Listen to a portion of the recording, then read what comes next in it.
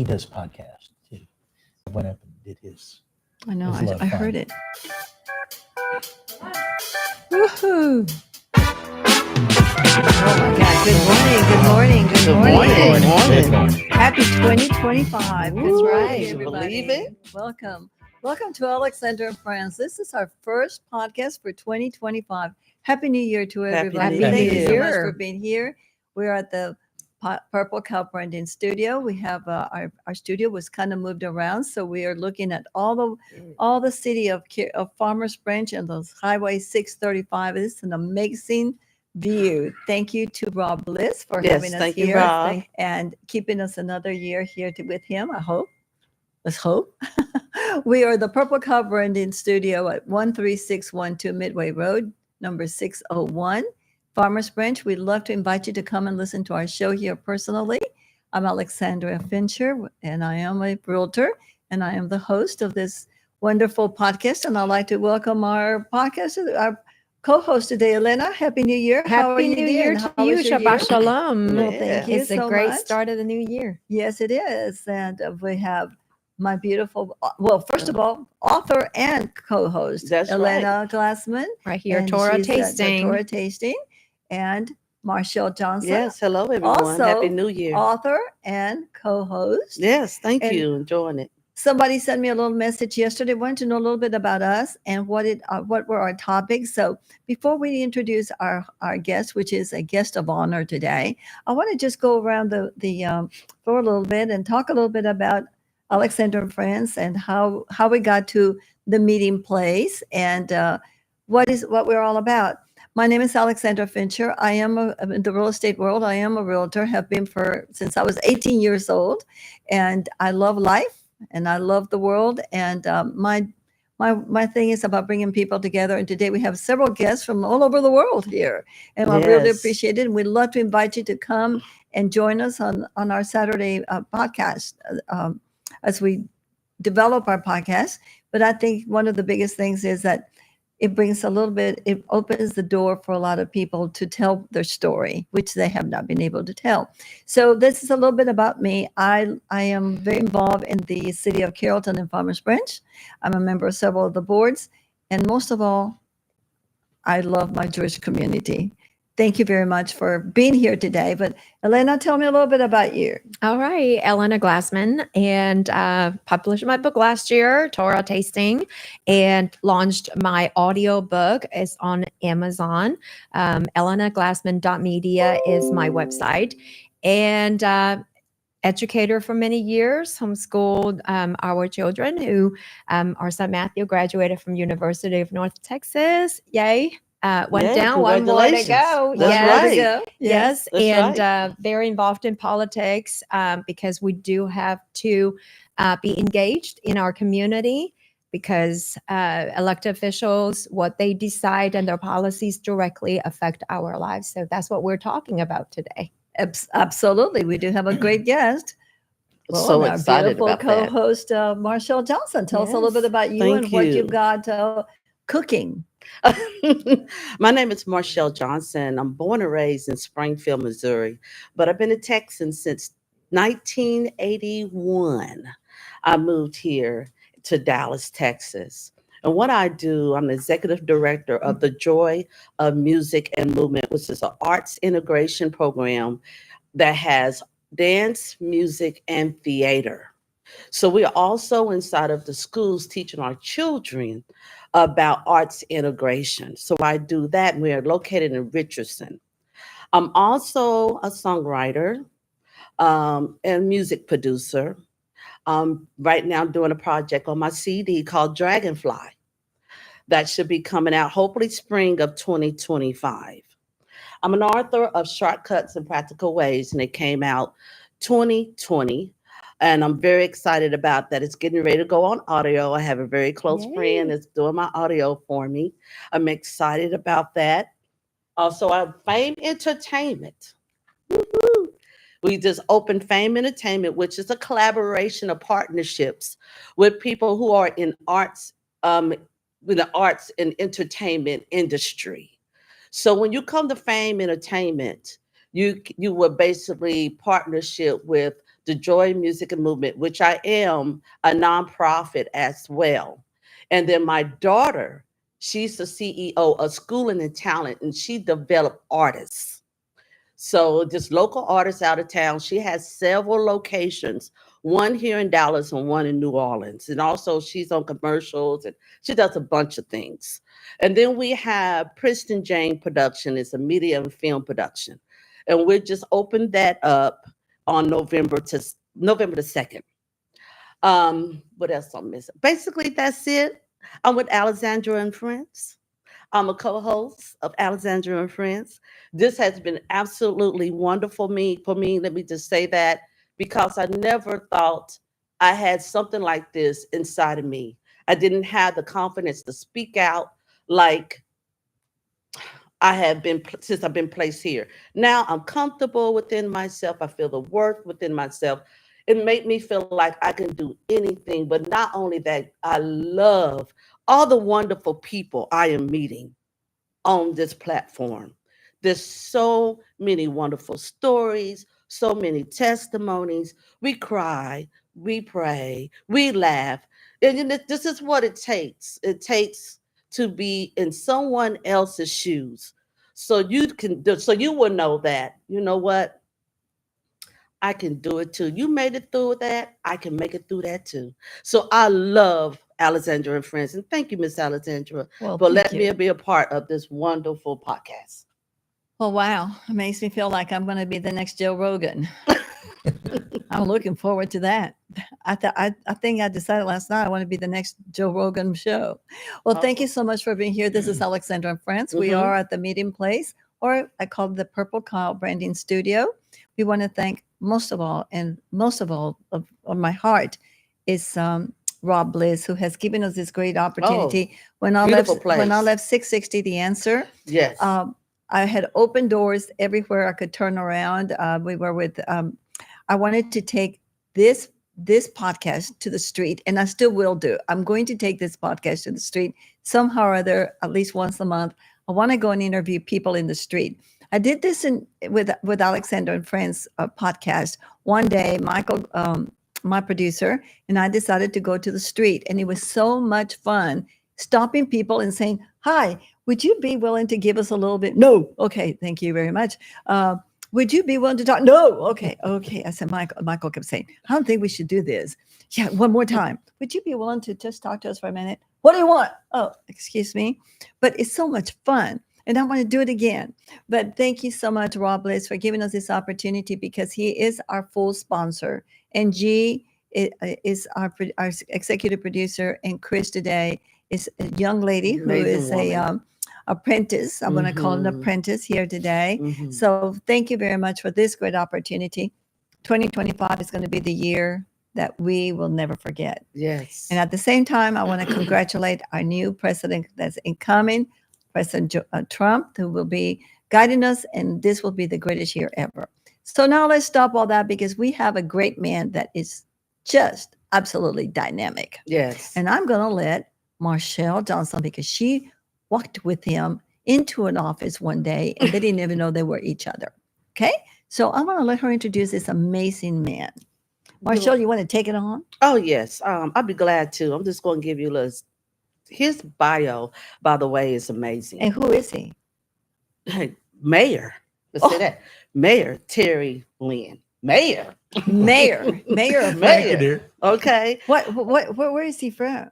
He's from Dallas. Oh, He's from Dallas. He's born and raised in Dallas. I learned several things when I read up on his bio. 26, probably more years residence of former branch. He will correct me, I'm sure, if I'm if I'm not correct. Married for 37 years. Congratulations. Mhm. We Yeah. spoke about that a few minutes ago. He's a graduate of University of Oklahoma. His degree is in business management. He has 25 years experience on radio. Not only that, it combines also with television. He also going to tell us about that. so we have a place to go for our next television. Yes. Uh-huh. I know the radio Mhm. field. Yeah, he Oh. knows the radio field. He did sales in that particular area. And his words of what he believes in, guys, before he comes to the mic here. Family first, faith, integrity, honesty, respect, service. When I read that under his bio, I said, whoa, this is a powerful man. He put everything in line, which is very important to do when you make sure you service people of the country. And I really, really love how he did that. 6 years on reference to the city council, many more. He's the mayor, y'all. I mean, how much can we say? So we're going to introduce this powerful, wonderful man of God, Mr. Mayor Terry Lynne. Welcome. Well, Wow. thank you, ladies. Thank you for having me. Glad to have you. That was a great Yeah. introduction. Oh, well, thank you. Thank Mayor, you. just so you know, people are watching you in that little screen right Yeah. there. Yep. So be sure don't stick your tongue out, okay? Okay, I'll behave. All right, take it over, Take it Elena. over, Mr. Yeah. Elena, let's go ahead. And Okay, let's go. You start go it right off. first. You know what? Just little research about Mayor Terry Lynne, because I feel like among the three of us, I know you the least. But I do realize that you have such a passion for local government, Hmm. because for many years that you chose to involve yourself in various places, departments, Mhm. entities within the cities, locally. And I'm curious, what makes you excited about local government that other people might not see? Well, that's an interesting question. Let me first of all say this isn't something I set out to do. This Mm. was never on my radar. I'm a businessman, Mhm. and I guess I got rooked into this. Uh, Okay. I had a mayor that lived in my neighborhood, and he's asked me one day, "Hey, you've been involved with the HOA, and you do a really good job. Would you consider serving on a city board?" Well, I didn't really know anything about local government. I vote, and I've always been a voter, but I didn't really know about local government and how it works. So I said, okay, yeah, that's fine. And so I served on a city board. Well, one board led to two led to three, and that was over several years. Okay. And then we had a city council representative who decided that he wasn't going to run for reelection for our district. Mhm. And nobody had stepped up. Hmm. And I had some people come up to me and say, "You should do this. Hmm. You'd be great." Really? Me? And I was not, I didn't think I was cut out for this. So, but through some convincing, through a lot of Mhm. talking, discussion, they said, we think you should run. We'd like you to run, serve our city.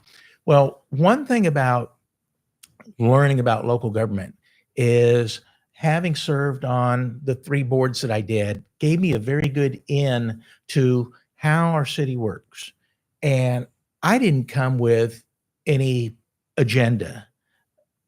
I guess if I had anything, it was, I just want to make sure that my tax dollars are being spent efficiently and effectively, that my money's not being wasted. Right. Because I know how hard I work for my money. Mhm. Exactly. And I think most people feel the same, Mhm. but most people don't have a clue Right. on what happens. And so I really wanted to just make sure that we were acting and doing things in the best interest of our residents. That's it. Yes. I ran, I got elected to city council, and then I served my first term. I got reelected. I did some things that nobody else had ever done in the city.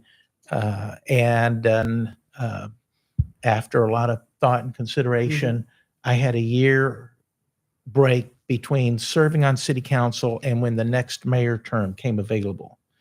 And so it gave me time to really think about it and decide, is this something that I should do? am I capable of doing it? Okay. Would I have the support of people to do it? And I ended up running and getting elected mayor of Farmers Branch. Oh, wow. That's amazing. Wow. What a journey. What a journey. I want to ask you something very important. I think that's something that I always like to have a mayor tell me. You live in Farmers Branch and you ran for office. What do you plan to do now for the city of Carrollton and for the people? And how often do you listen to those people? Well, for Carrollton, I'm going to let Steve Babbitt handle that. No, I'm sorry. I know. said Farmers Branch. Yeah. No, Carrollton Farmers Branch. I'm sorry. you know, I meant, yes. For Farmers Branch, I tell people our city has so much potential Mm-hmm. and we're not there. We're trying to get there. I don't know that you ever fully get there. Mm. So you're always Great striving to do a little bit better. You're always Mhm. striving to do a little bit more to serve our residents, Mhm. to provide better services, things of that nature. So it's identifying what is the next step, what is the next goal. And our city is a little bit unique. We're only 12 square miles. We're almost completely built out. So we don't have vacant land where we can go add new housing developments, new Mhm. office developments and Mhm. whatnot. So the name of the game for us now Mhm. is redevelopment, Mm. managed redevelopment. And what does that mean? Well, we live in a part of North Texas where you've got about 1,500 people, I think a week, Hmm. coming to this whole area. Hmm. So, and people want to live differently nowadays. Mhm. That means more multifamily living. And so we have a lot of apartment complexes that are in our city. I think when I moved to Farmers Branch, we had 11 apartment complexes. We have 38 today, and more are coming. Hmm. I think one of the biggest challenges Mhm. is people who live in apartments are typically not involved with the city. Exactly. They just sleep here. They Mm. work elsewhere. Mm. Their activities are elsewhere. They just Mm. sleep here. So they're not invested. Right. Mhm. And our challenge is how do we get them involved in the city? Because they are paying taxes to live here. They don't pay it directly. They don't get a tax bill, but they're paying it through their rent. Through the rent. Right. Okay. Mhm. So, and they're using city services. Mhm. So we want everybody, whether you live in an apartment, a condo, townhome, or a single family home, to feel like you're a part of the city. And that's a big challenge.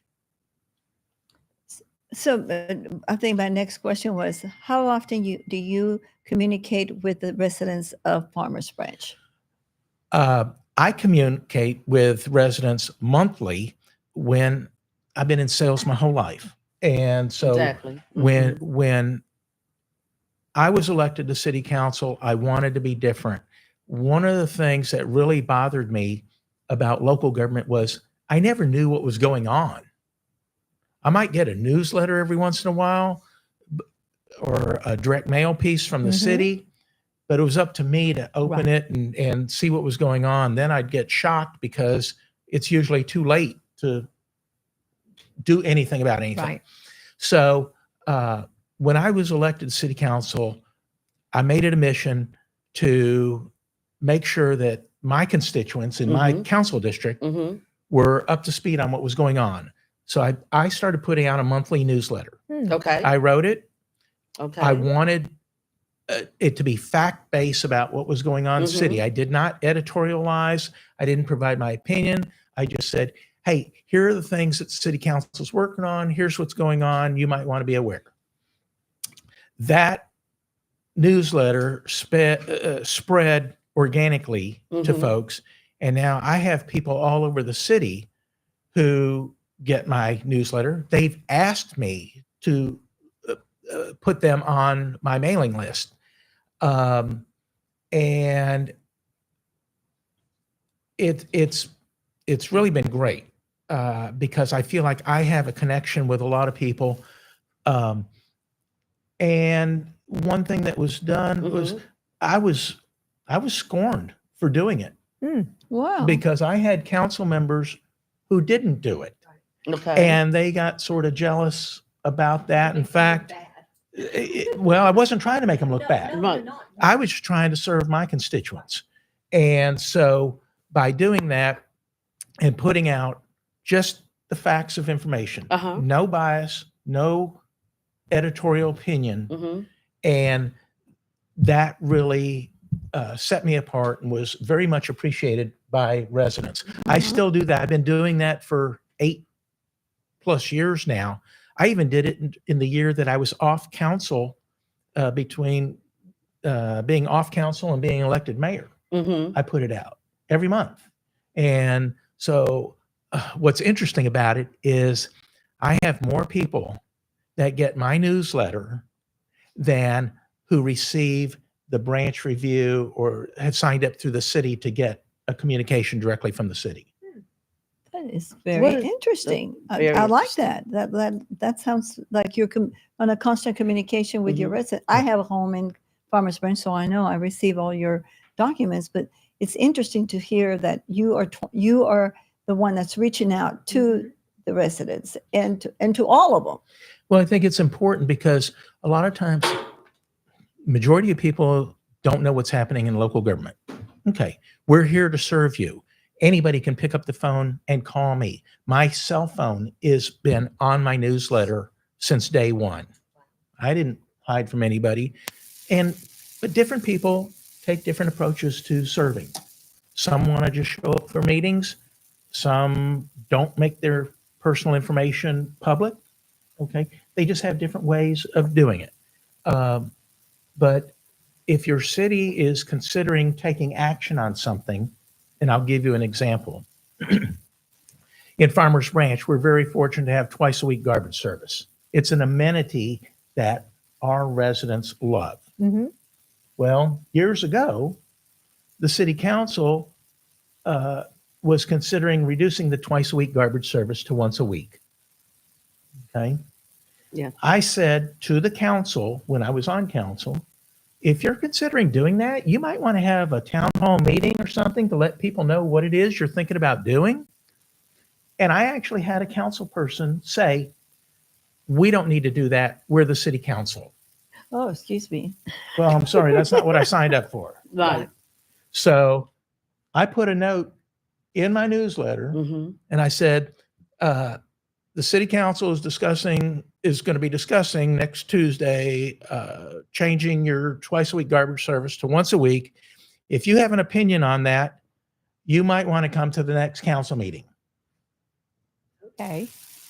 Our city hall council chamber is not very big, but I had over 300 people show up. Oh, that's That good. is wonderful. They were Yeah. fuming mad. Yeah. And they would not have known otherwise. They would not have known.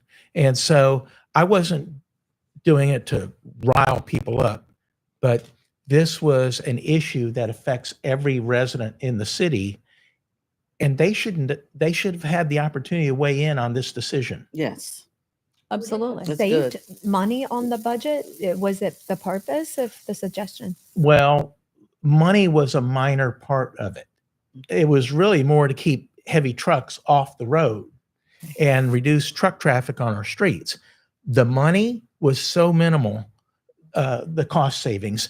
And I will tell you, the cost savings did not exceed the amount of ill will that was created when that was put forward. Now, it ended up not going anywhere, and we still have twice a week garbage service, so which is something you don't get in a lot of other cities. That's right. We don't have it in them. McKinney. No. That's true. We don't have That's it in true. McKinney. But I think what you did is you opened the subject, which Mhm. needed to be open. And sometimes if you don't open the subject and you keep it closed, it keeps the animosity keeps building up.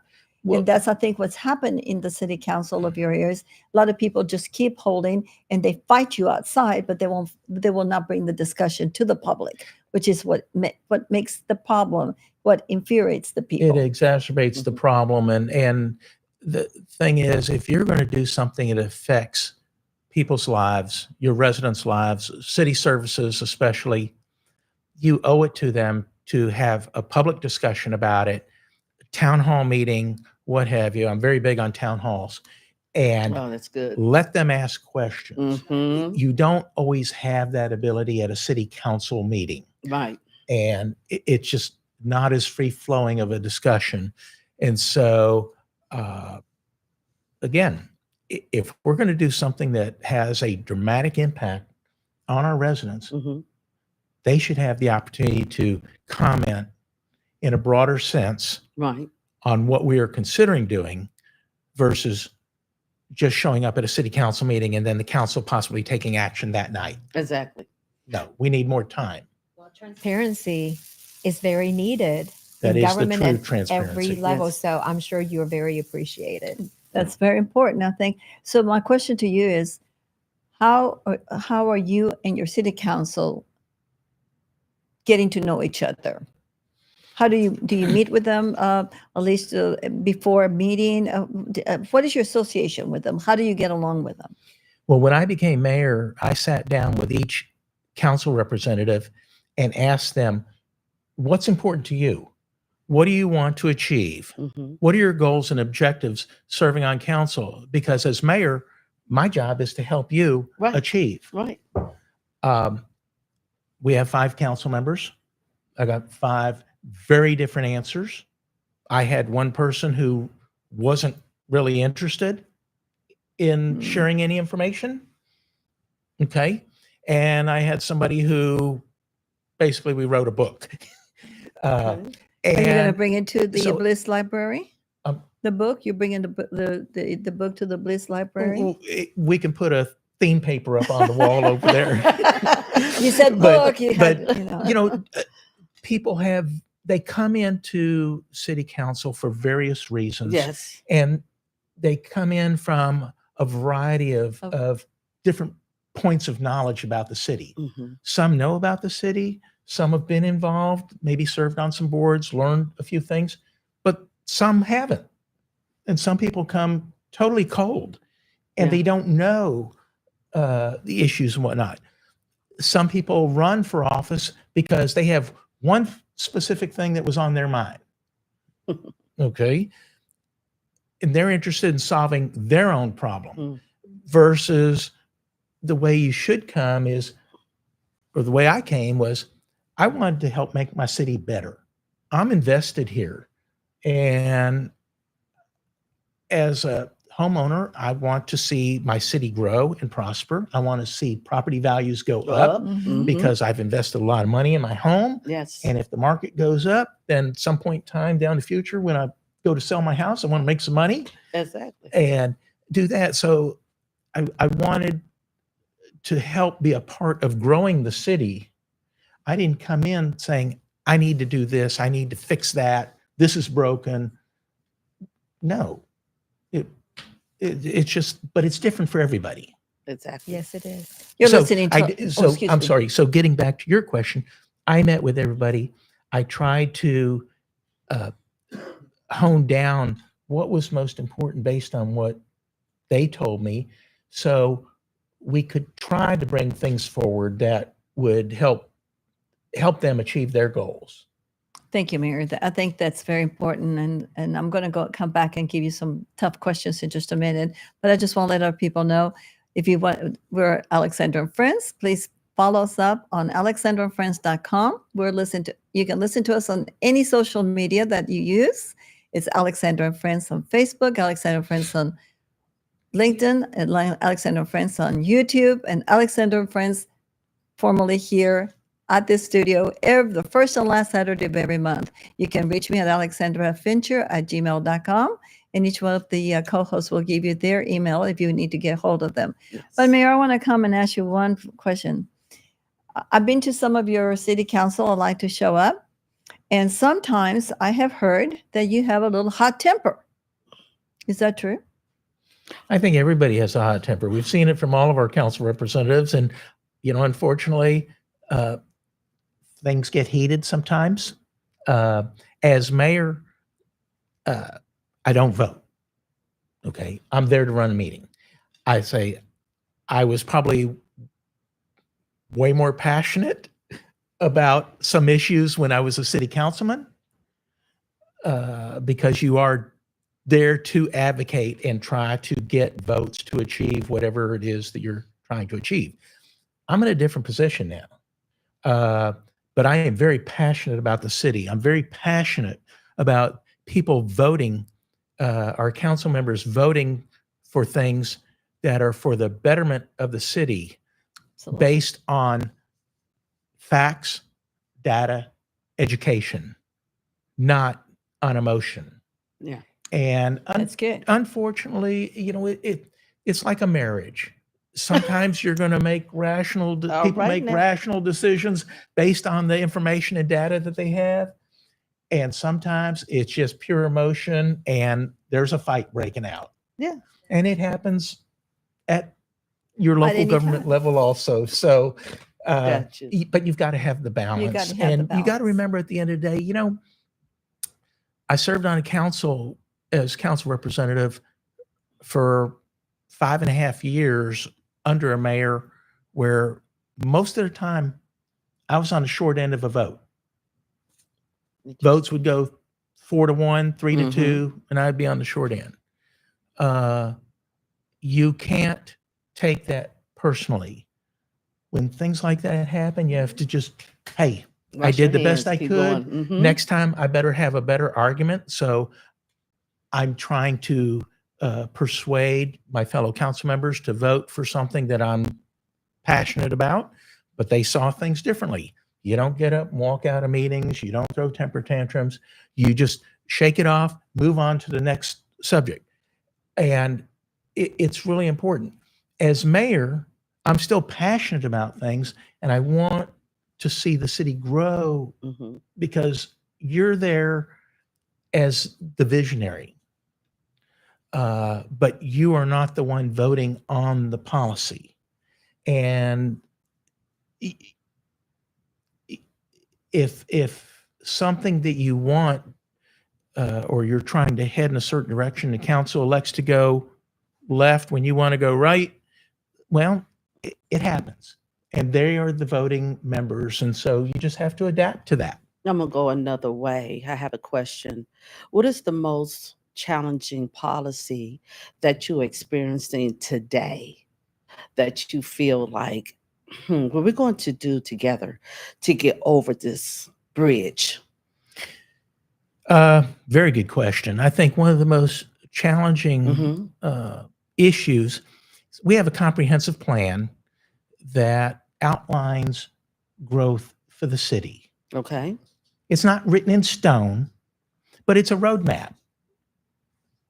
It was put together over a number of years Okay. based on citizen input.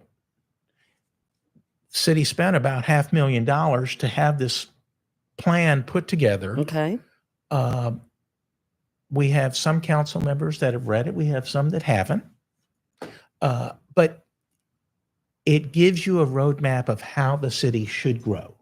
Doesn't mean you can't change or deviate, because when it was put together, you can't see into the future. You try to make some assumptions, but it's done by people that are way smarter than me that are responsible for doing this. Well, we adopted it. Our planning and zoning board adopted it. Okay. And so it talks about how certain areas of the city should grow, mainly our station area, which is down near City Hall and the DART station. And some decisions have been made that have been contrary to the direction of that plan. Why? What has changed? I never heard facts that justify deviating from the plan. And that was pretty upsetting to me. If you're going to stray from the plan, then bring something to the table based on facts Mhm. and data Mhm. that support us moving in a different direction, not emotion. I totally agree with that. And oh, it's hard to separate. It really is hard It to is. separate, but it's so important that you try to do that, because it can cost the city in terms of growth, in terms of funding, Mhm. so many different ways. Mayor, I want to ask you something that's a little bit, it's hardening for the city. What are we doing about homelessness? It is a very difficult situation. I know that I have a home in Farmers Branch, and I think I drive through everywhere. Webster Temple. What is the situation with the homelessness in Farmers Branch? And I know it's Dallas County, so you have to look at it in a different way. What is the situation here? Where do we stand? So we have a 7-mile border with the city of Dallas Mhm. along 635. And when I was first elected to city council back in 2016, Mhm. the issue of homelessness was top of my list. I had heard my council district bordered a big portion of 635. Mhm. Okay. And so I heard from a lot of residents about the need to get rid of this, clean it up, move these people, what have you. Mhm. It has been a constant problem. Homelessness is not something that's going to be solved easily. That is No. for sure. Yeah. It has to be dealt with because there are a lot of factors. There's life safety issues. It has to be handled compassionately because these are people, these are human beings that we're talking about. You're right.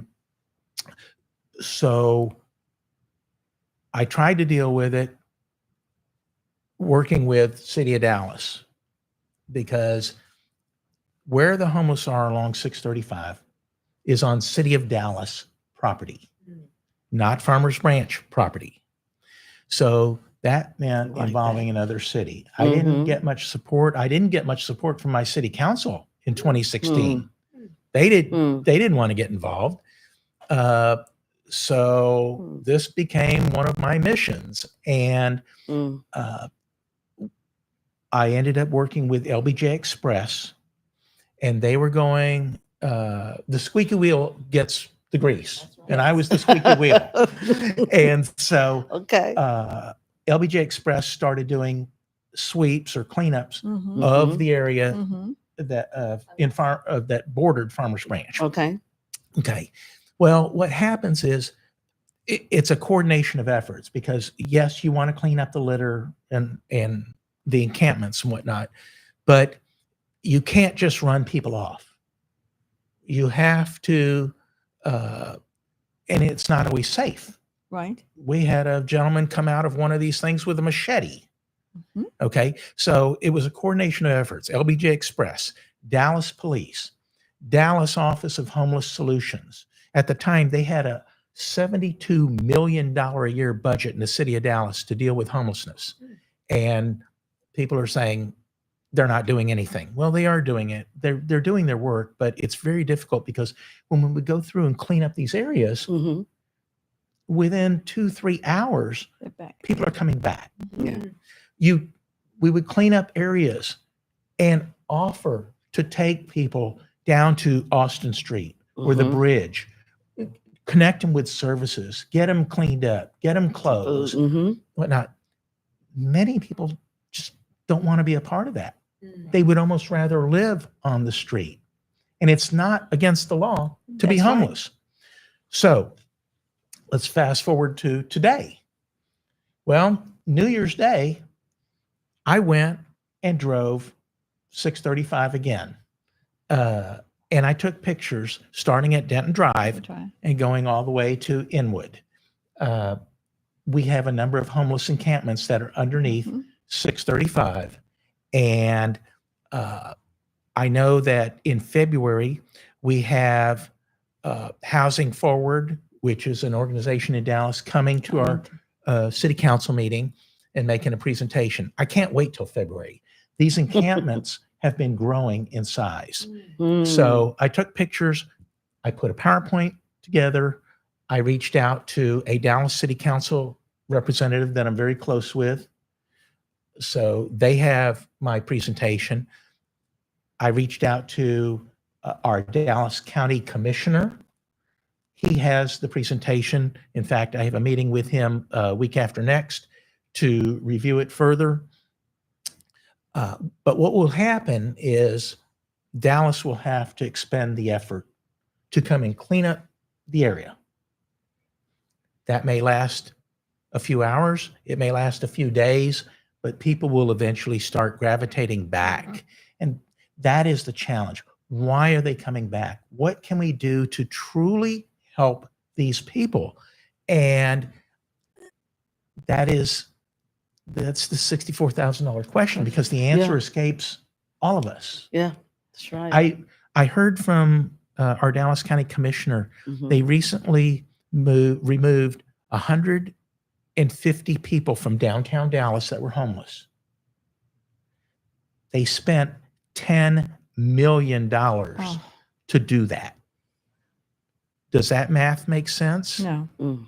We can't afford to do that. we can't afford. City of Farmers Branch, we're a small city. I don't have a Yeah. budget to address homelessness, Yeah. but what I have are city staff, employees, whatnot, that can help and be assistance to Dallas in trying to clean up That's nice. our shared border. It's nice. Something like that. Mayor, thank you for all that information. But I was out New Year's Day also, and I noticed that some of the you have these little tents, encampments, and I noticed there were some children also in this. And I happened to stop at one because they had a little dog, and I always carry food for dogs in my car. And I did stop and walk a little bit to the one right under Webb's Chapel, and they had two children there. And I did dial 311. Okay, which if nobody knows, 311 is a number that you can call and they can come and help from the city.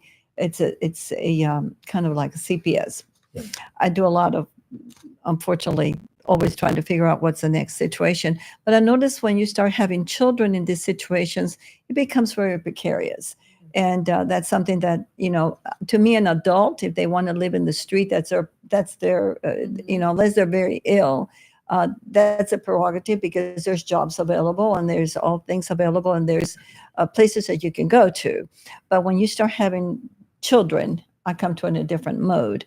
So I stopped for a minute and I dialed the 311, and they saw me dialing 311, and within an hour there was somebody there from the 311,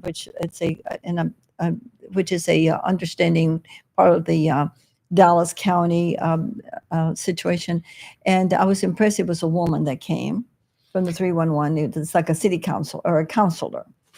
But the reason I asked that question about the homelessness, because it seems like there's nights that there's just a tremendous, and they got the little tents and they've got all this, the chairs, and they bring all this stuff. And I feel like, where are they getting all this tents from, and where? Because it seems like they're all the same color.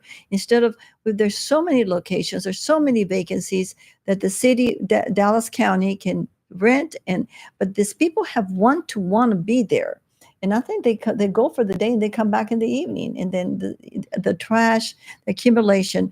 When you start seeing children in these camps, that is a very bad situation. That's when we have to jump in. Yeah, that's a huge problem, and that's probably the saddest part of all of this, is that children are really the innocent victims in all of this. The issue of homelessness, it encompasses so many things. Yes, there's a lot of mental illness. Exactly. That's part of it. I was Yes. going to say that. Yes, there's Yes. drug Yes, usage. there is. Yes. Yes. Yes. Plays a big part. Yep. Yes. Yes. There's just people that are down on their luck. Yes. They don't have a place to go. That's right. And Yes. they've lost everything. Mhm. Absolutely. And then there's some people that that live that life. That's right. Yeah. And there are those who they don't want to go to a shelter because they don't want to abide by the rules or whatnot. So they're going to stay on the street. And it really is heartbreaking. And especially when you go, and I've been a part of so many of these cleanups, and to see that a human being is living like this, Yes. it's really, really, It's heartbreaking. it is heartbreaking. And that's why I say this situation has to be dealt with humanely, compassionately. Many of them have pets. Okay. I If know. you can't feed yourself, how are you going to feed an animal? I know. But here's where I've got to separate some of this, because I'm sure we've all seen it. People standing on street corners will work for food, hire me, I want to work, homeless vet, whatever. We had a notorious panhandler at Valley View and Marsh for Valley View years. Marsh. Okay. The gentleman, he was a convicted sex offender. He lived in a house in Dallas, but yet he would come to 635 in Marsh and work the corner, holding his hat out, asking for money. At times, he got pretty aggressive with drivers. But he did that and he took the bus. Matter of fact, he took DART to get to Marsh and Forest and would walk up to Marsh and 635 and work the area. Well, he only did that because people were giving him money. You only see the panhandlers at Walmart, for example, because people are giving them money. You're enabling them. So we actually had a resident who later became a city councilman who went out with a sign that said, "Don't give this man money, convicted sex offender, blah, blah, blah," because there was no way to run him off. It's not against the law To live in the to street. stand on city property. It is against the law to panhandle in the roadway. Some of these people know what they can and can't get away with. And so one person launched their own crusade against this individual, and he eventually ran off and moved to another area. He was down at Preston and 635. Okay. So you have people that do that, the professional panhandlers, and anytime you stop and give them money, You're enabling them. then you're enabling them. Folks, I would tell you, if you want to donate money to homeless individuals, give it to a shelter, give it to the bridge, give it to Austin Street, give it to someplace where you know that they're going to provide services, food, meal, counseling, help them find jobs, get cleaned up. That's going to be much more, a much better spend of your hard-earned dollar than just handing it to somebody on the street. So that's what we tell our children, because it tugs on your heartstring when you see people on the street asking for money, and the compassion part of us. But then we have to educate the masses that Yes. you're enabling and making the problem worse. So we have listeners from around the world, places in other countries or outside of Texas. And what would you like to share with our audience who might not be familiar with Farmers Branch, that you would like people to know about Farmers Branch? Thank you, Ellen. Absolutely. Well, first thing I would say, if you don't live in Farmers Branch, we do have homes for sale, and this You is a better great call. place to live. Yes. There you go.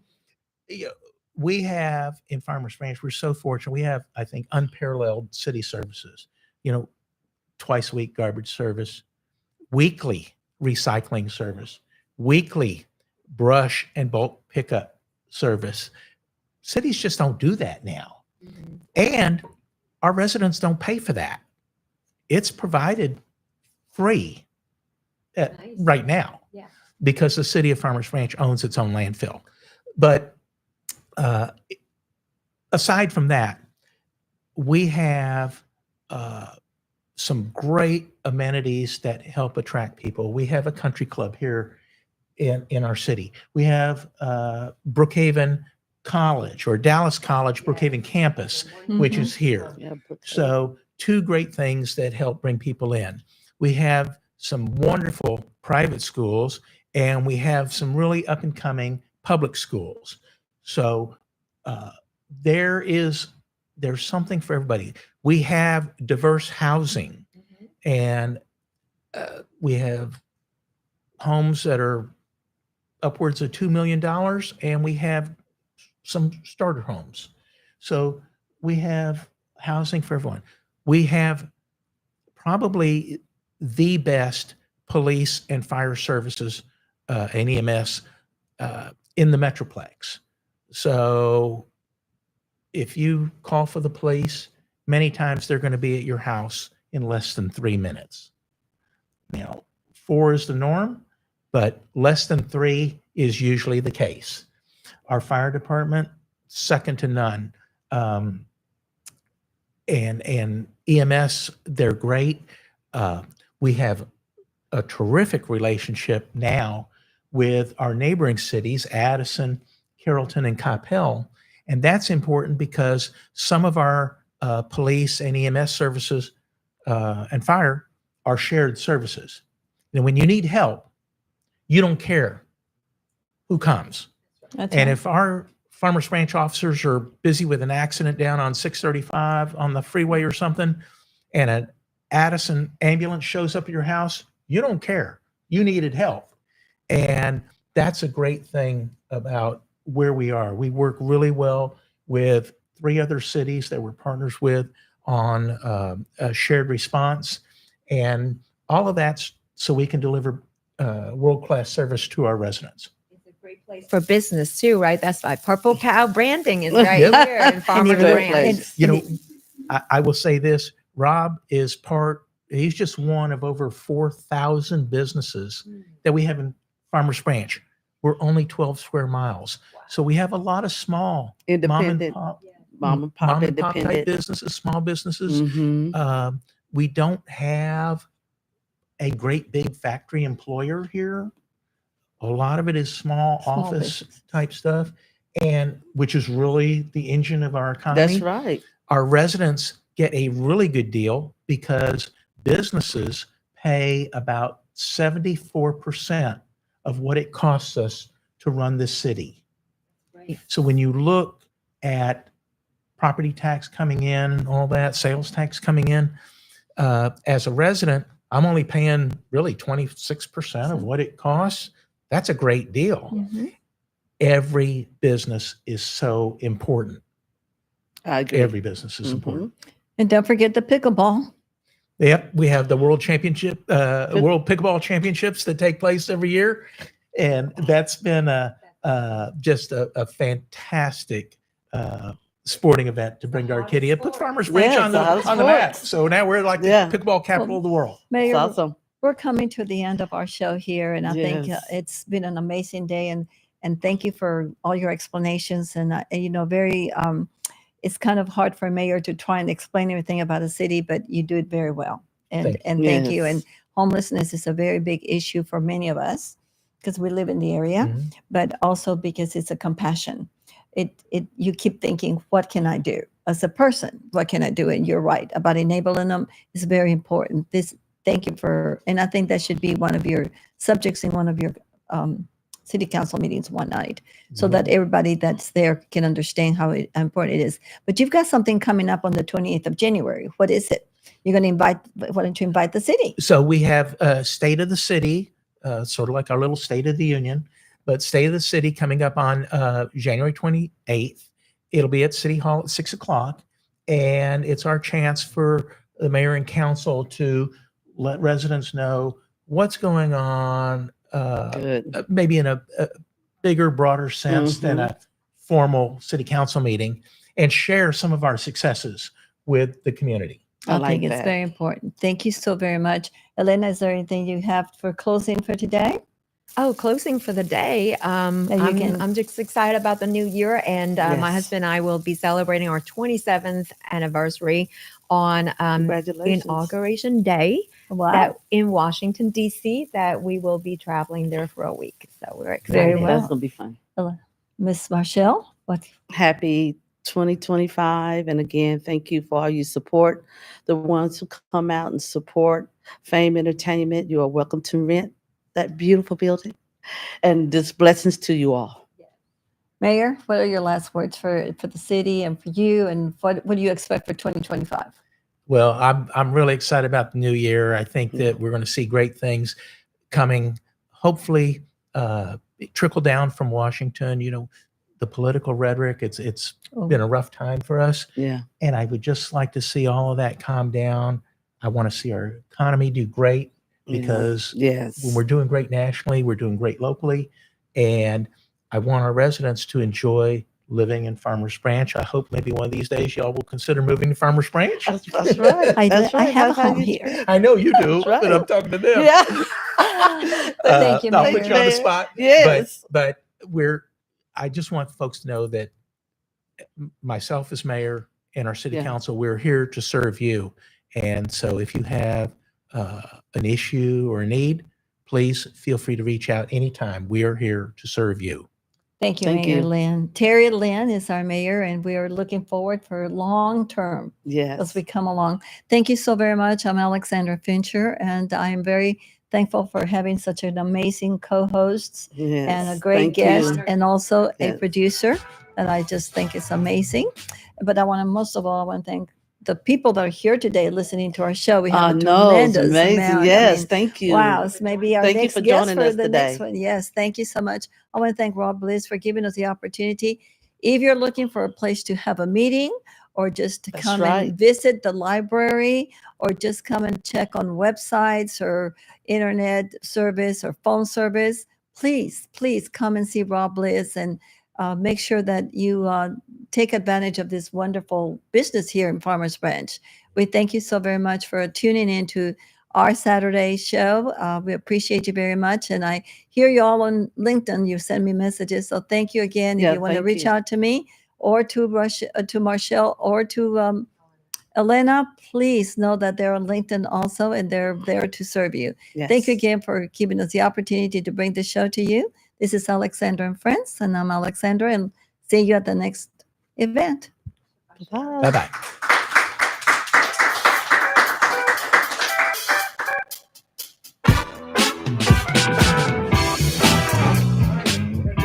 I will have her add the prayer and the prayer that we did at the pledge. So we won't take any time today. Okay. Thank She's you. going to add the